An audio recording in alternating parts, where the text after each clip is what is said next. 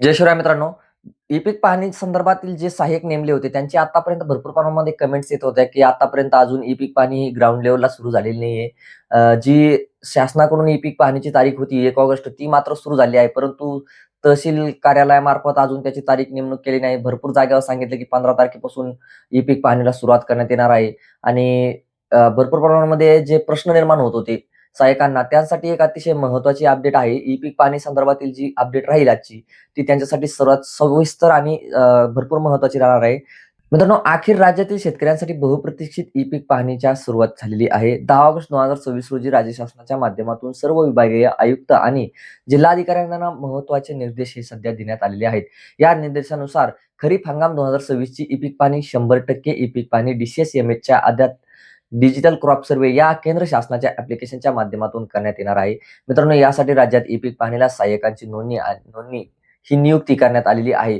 प्रत्येक सहाय्यकाला संबंधित प्लॉट देखील देण्यात आले आहेत. काही ठिकाणी 5 ऑगस्ट पासूनच ई-पीक पाहणी ही सुरू करण्यात आली होती.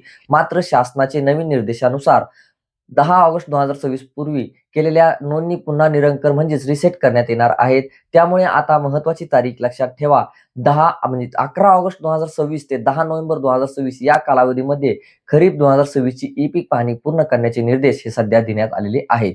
या सर्व प्रक्रियेमध्ये गट क्रमांक आणि सर्वे क्रमांकासह शेतामध्ये प्रत्यक्ष पीक पाहणीची नोंदणी ही डिजिटल स्वरूपात संकलित केली जाणार आहे. यामुळे संबंधित पिकांची माहिती क्रॉप रजिस्ट्रीमध्ये अद्ययावत करण्यात देखील येणार आहे. मित्रांनो, शासनाने स्पष्ट केलेले निर्देश आहेत, की 10 नोव्हेंबर 2026 पूर्वी 100% ई-पीक पाहणीचे काम पूर्ण करण्याचे आव्हाने त्यांना दिले आहेत. तसेच तहसील आणि कृषी विभागातील संबंधित कर्मचारी, अधिकारी आसपासच्या समन्वय ठेवून क्षेत्रीय स्तरावर अडचणींचे तातडीने निराकरण करावे याचे देखील निर्देश दिलेले आहेत. त्यामुळे शेतकरी बांधवांनो, आता ई-पीक पाहणीची प्रक्रिया अधिकृतपणे ही सुरू झाली आहे. तुमच्या शेताची ई-पीक पाहणी करताना पिकाची माहिती अचूक नोंदविली जाते आहे की नाही याची देखील काळजी घेणे गरजेचं आहे. आणि जर ई-पीक पाहणीमध्ये काही चूक झाली तर ती दुरुस्त करण्याची प्रक्रिया ही याबद्दल यापूर्वीची सविस्तर माहिती दिलेली आहे. जर तुम्ही तो व्हिडिओ अजून पाहिला नसेल, नक्कीच तो व्हिडिओ पहा.